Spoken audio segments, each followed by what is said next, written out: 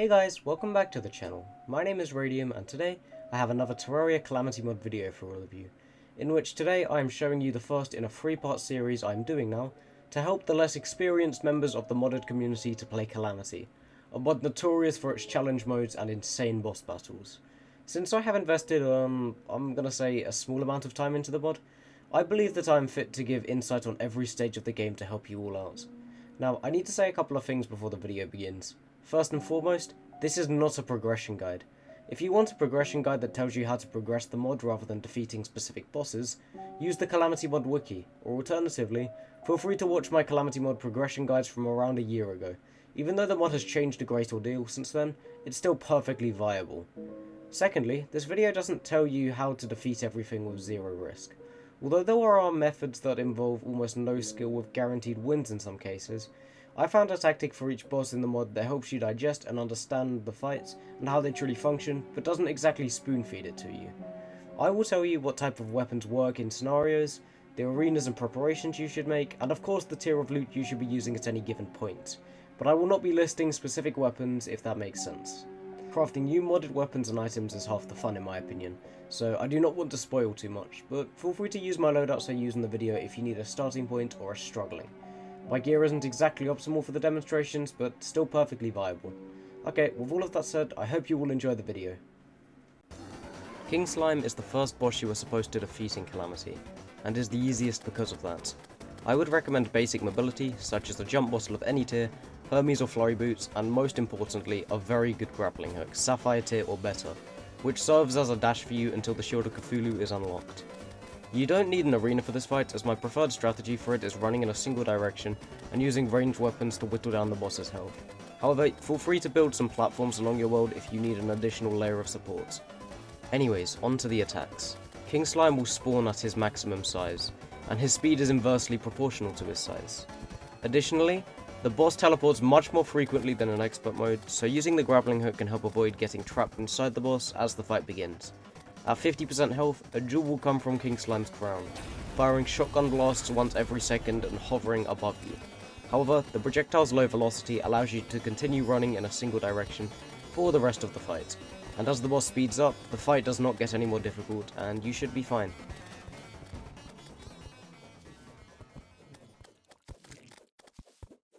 Up next, we have the Desert Scourge. This fight is a rather unique take on a worm boss, but I wouldn't call it challenging as such. Similar mobility to the King Slime battle will suffice, as a grappling hook can solve all of your issues alone once again. In terms of attacks, the boss initially spawns at its lowest velocity, and as its health decreases, its speed, aggression, and rotation speed increase. Two smaller scourges accompany the Desert Scourge, which I would recommend killing before targeting the main boss. The two other attacks are a flurry of slow-moving projectiles that stem from the boss's body, and most recently added in a new update, a vertical dash at the player with immense speed. This rapid dash can be avoided by swiftly changing direction of a grappling hook, or simply running at full speed with speed boots. A single platform is all I would recommend in terms of an arena, and flatten out your desert biome to provide some consistency throughout the battle. The last piece of advice I will give now is utilizing your adrenaline. Although you won't have easy access to rage at this stage, which is the alternative route, adrenaline is a 200% damage boost for 5 seconds if you can dodge every attack for 30 seconds. And that kind of increase can make any weapon ridiculously powerful. With all of this knowledge in mind, I believe you are now capable of easily defeating the Scourge. Next up, the Eye of Cthulhu. This boss is the first example of the complexity Revengeance and Deathmode introduce, as the fight consists of 3 dynamic stages with diverse AIs. From 100 to 75% of the boss's health bar, the boss is similar to the Expert Mode Eye of Cthulhu, but as its health gets closer to 75%, the rate of dashes the boss does is drastically increased, and many servants of Cthulhu are summoned here, so try to deal with this phase quickly before you get overwhelmed. From 75 to 40%, phase 2 is in effect, where the boss functions like the Expert Mode Eye of Cthulhu, but with a key twist. Expert Mode Eye of Cthulhu can be dealt with by simply running in one direction with Hermes or Flurry boots, but in Calamity's difficulties the boss dash is slightly faster, so you have to use an alternative method. My recommendation is manipulating the AI. As the boss tries to hover over you, it will most likely dash down at you first, and to dodge these faster dashes you need to jump or fall in the opposite direction to which the boss is travelling. I'll show an example of what I mean right now. Apart from that, you should be golden with this phase, it just takes a little bit of practice. Okay, the final phase of the fight occurs once the boss hits 40%, and this phase acts similarly to phase 2, but with a key twist.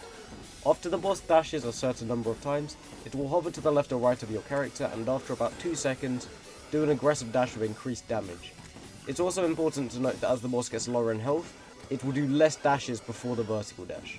To avoid this menacing attack, use a grappling hook or a good jump bottle to navigate to a different row of platforms, as an arena of several rows is compulsory for most bosses from here on out. Alright, this fight was a lot to digest for sure, but that's honestly about it, so keep practicing, don't get disheartened by your losses, and you'll be able to do this easily.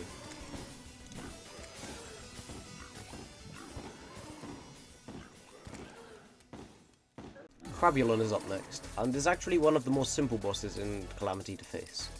Even though you can fight the boss in the underground mushroom biomes, I would recommend fighting it on the overworld with an artificial mushroom biome, and doing the fight in rage. This will save you lots of time making an arena, and the boss is only marginally harder this way, as well as letting you use as much space as you wish. The fight actually follows very linear attacks. A single stream of projectiles will stem from the boss twice, and once any projectiles in this fight are below you, they are no longer a threat, since every projectile is only capable of travelling downwards after the initial blast. After these barrages, the boss will do 3 or 4 jumps towards the player, the second jump being drastically higher than the others. Lastly, a wall of spores fall from the sky, either horizontally or diagonally downwards. You can dodge this by minimizing your movement and slipping through the gaps. It's also important to note that these projectiles cannot be destroyed, so you have to dodge them or take damage. Additional spores stem from the boss every time his health bar is reduced by 5%. Lastly, these attacks are verified throughout the fight, as the attacks cycle faster in greater concentration. Although this fight is easy, it's definitely something you shouldn't sleep on, and it's always good to have some understanding of every step of Calamity.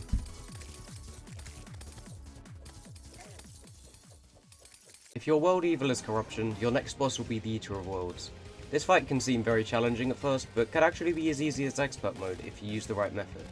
At this stage, I would recommend fighting the Goblin army to obtain the Tinkerer's Workshop, and since the Cloud, Blizzard and Sandstorm in a bottle are all craftable in Calamity, I would recommend farming for a bundle of balloons, which will serve as your best mobility up until hard mode. This increased mobility will allow you to do my method for the Eater of Worlds. The worm is now unaffected by gravity in Deathmode, and so can charge straight at you regardless of its positioning, which actually benefits this strategy. Use piercing weapons on the boss, but only target the head as it charges at you, as this will result in no splits of the boss. The worm only has 2 other attacks, the vile spits that spew from its body, but as a Calamity edition, a cursed flamethrower that comes from the head, and the flamethrower is the main reason for not wanting to split the boss, as 1 is easy enough to deal with, but any more than that can be very overwhelming. Surprisingly, that's all there is to this fight, so use this methodology for the fight, and you'll find it easy enough. Oh, and one last tip. If you use adrenaline while the boss is charging at you with a decent weapon, you'll kill the boss faster than it can move towards you, giving you some free progression. Get into the habit of utilizing adrenaline. If you selected the Crimson to be your world evil, you'll have to face the Brain of Cthulhu instead. I would recommend fighting this boss in the Crimson Chasms, as some of the boss's attacks cannot pass through blocks, so fighting it here makes the fight easier. The Creeper phase functions similarly to Expert Mode, but they are significantly more aggressive and much faster. But a well-timed adrenaline usage paired with a good piercing weapon will rid of this phase easily enough. Also, I will use this fight to get you into the habit of using different weapons for different stages of the same boss. In this fight, a pierce weapon initially seems like the best choice, as you have to target many hitboxes in order to progress. However, after they are defeated, pierce doesn't matter as you only need to target the brain to win, which is 1 hitbox, and so having a secondary weapon better suited for this scenario will benefit you. Anyways, as the creepers die, the brain starts its physical attacks on you. You cannot see the boss on the minimap in Calamity, so use a weapon with high fire rate or good knockback. As the boss gets lower and lower in HP, it will start using illusions and its new dash attack, where each illusion swaps its location before converging on the player. To avoid this, keep an idea of which boss is the legitimate brain, and as it dashes at you, move perpendicular to the boss's movements. For example, if the boss attacks you from the bottom left, dash towards the bottom right or top left. Also, the Shield of Cthulhu really starts showing its worth here. You can use the counterscarf if you like, but I would recommend the shield any day of the week. Anyways, that's everything regarding this fight. The Hive Mind is one of the most complex bosses in Calamity, with so many attacks on the surface, but it is an easy enough fight to digest. The battle begins with the boss spawning upon you, and it periodically teleports you surrounded in enemies that spawn as his health bar depletes. However, this stage is simple enough by using a piercing weapon and slowly moving horizontally before the boss's hitbox returns. This changes once the second phase is in effect, however, as the fight becomes much more complex. The boss becomes mobile and continues teleporting, but this time it spins around the player and dashes towards them. This attack may seem intimidating and does a lot of damage, but if you dash in any direction except towards the boss, you can dodge it, as the attack has terrible range for an attack like that. This is the only attack the boss has until it reaches 60%, in which the pattern changes. The dash will occur every other teleportation, with one of two attacks filling the space. One attack is a 180-degree pivot around the player in the direction they are travelling, summoning 4 types of enemies in the process. Do not kill these enemies if you can help it, as they will not respawn when the boss does this attack again if they are still alive. To dodge the boss, dashing in the opposite direction is recommended, so it's a fairly simple attack once more.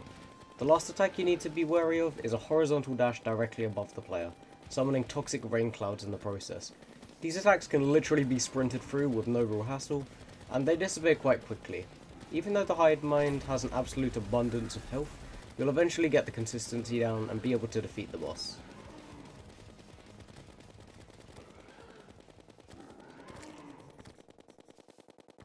The Perforators are the Hive Mind counterpart and are also quite complex. This fight is oriented around the Perforator Hive, a floating mass which shoots a horizontal line of projectiles upwards to fall on the player. You can dodge these projectiles by playing slowly and slipping through the gaps, but a better tip for new players is fighting it in the Crimson Chasms once again. This is because, much like the Brain of Cthulhu, these projectiles cannot pass through blocks, so you only need to worry about dodging the boss as it dashes towards you. It will charge at you from both directions, left and right, following you if you try to fall down or jump up. To combat this, try baiting the boss. So, as the Perforator Hive begins to travel towards you, drop down before going upwards, as the boss won't have as much velocity, and so won't be able to hit you as easily. Even though this sounds complicated, and in truth it is somewhat to get used to, the main boss doesn't change these attacks throughout the entire fight. However, the curveballs are the 3 worms that are summoned as the Perforator Hive loses 30% of its HP. Even though you don't have to kill the first 2 worms that show up, I would recommend doing so as it stops the fight from becoming a bullet hell. Anyways, the first worm is small and charges towards you with the Perforator hovering above it until it's defeated, which follows that pattern for the other 2 worms as well. It shoots ichor from its tail occasionally, but a pierce weapon should kill the boss before you get to see it.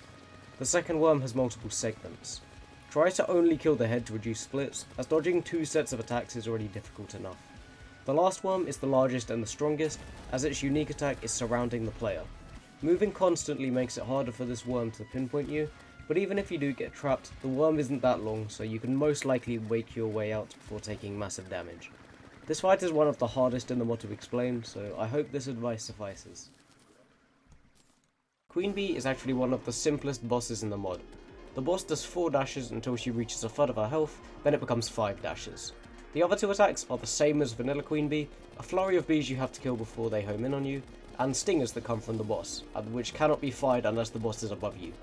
These attacks all increase in severity as the queen's health depletes. That's actually all there is to the fight in terms of attacks, but I will give 2 additional tips now. In Calamity, the boss enrages on the surface, so build an arena in the underground jungle to prevent this. Additionally, Queen Bee's defense drastically increases throughout the fight, so in order to deal good damage, use a weapon with a high base damage, and keep a crowd control weapon on standby to deal with the abundance of bees summoned throughout the battle. Next up, Skeletron. This boss starts with 4 arms and has the ability to regrow the arms once she reaches 32% health, with 2 interval stages with only the head attacking. And unless all arms are defeated, the head has a 99% damage reduction. The attacks are quite similar to Expert Mode Skeletron, just with 2 more arms that link to form a square around the boss. Staying away from the boss while switching the direction you were travelling is the best way to dodge the hands, so think of a clockwise or anti-clockwise movement pattern. When the boss spins its head, the arms cannot attack, so I would recommend running along your platforms at this stage until Skeletron stops spinning. The only unique attack Calamity adds is a barrage of phantasmal beams that deal immense damage, accompanied by a choreographed teleportation. These projectiles travel in a shotgun pattern, so the more they spread out, the easier they are to dodge. While the head is the only part of the boss active, the attacks cycle twice as quickly, firing many more projectiles and spinning much more frequently. This might actually be one of the hardest fights in Pre-Hardmode to learn, so do not get discouraged by your losses and continue grinding it out. Alright, the Slime God. Possibly one of the most controversial bosses in all of Calamity, and one notorious for its insane difficulty. And I used to agree with you all, until I experimented to find a solution to this. This fight takes a lot of effort, so be prepared to grind a tiny bit, as my recommended arena is several sets of platforms at least 1000 blocks wide. This gives you the ability to trail the boss as the Crimulan and Ebonian Slime Gods chase after you. Alright, onto the attacks. Any attacks from the Ebonian Slime God inflict you with Weak, a debuff that reduces all stats until it runs out. The Crimulan Slime God inflicts Cursed, which restricts you from using any items until it expires. Lastly, the Slime God Core inflicts Distorted, which alters your gravity. These three malicious debuffs are the reason to build such a big arena, as the goal of the fight is not just to win, but to get hit as few times as possible. Target the Slime God Core whenever it isn't inside of one of the larger slimes, but try to take care of the Ebonian and Crimulan Slime Gods simultaneously. If you keep running, you won't need to worry about the enemies and projectiles the boss leaves behind in order to follow you. Once these two slimes reach half health, they split into smaller slime gods, meaning there can be a maximum of 5 slime gods at a time. Alright, onto their attacks. The Ebonian Slime God releases flying corrupt slimes as it takes damage, whereas the Crimulan Slime God releases spiked crim slimes. They both fire corrupt and crimson orbs out that inflict their respective debuffs, and as for physical attacks, they both have 2.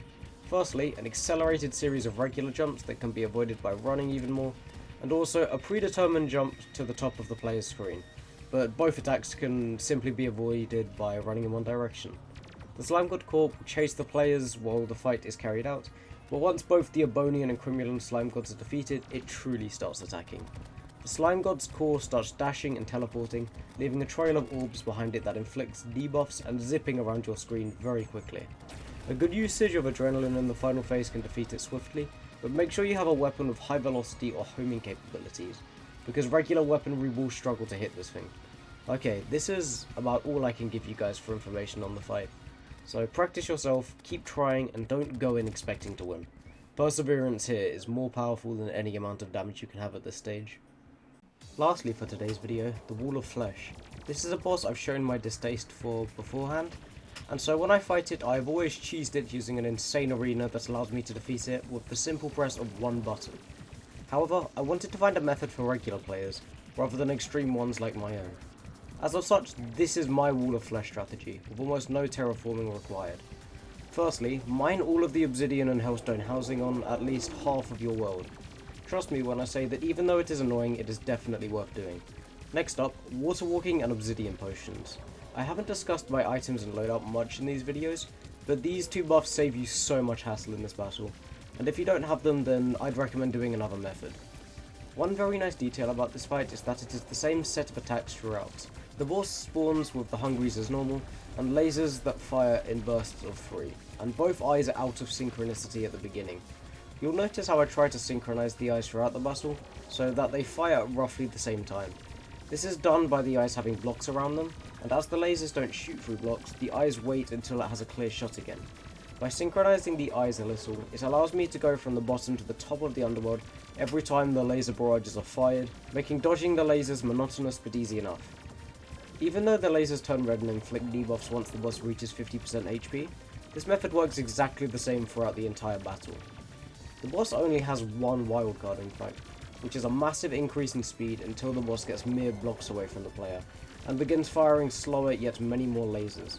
Try staying relatively close to the boss, and as the fight progresses the wall does become faster than the player, so using the bundle of balloons first jump will outspeed it if you need some distance. Once you have some practice, you should have the wall defeated, and boom, hard mode has officially begun.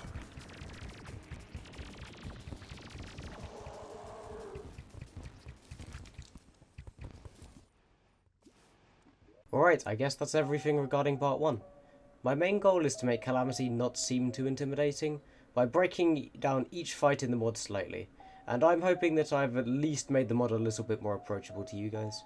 Anyway, so I'll aim to have part 2 up by the end of next week, but until then, thank you all so much for watching. If you did enjoy, then feel free to leave a like and subscribe if you haven't already, and as always, I will see all of you in the next one. Peace out, guys.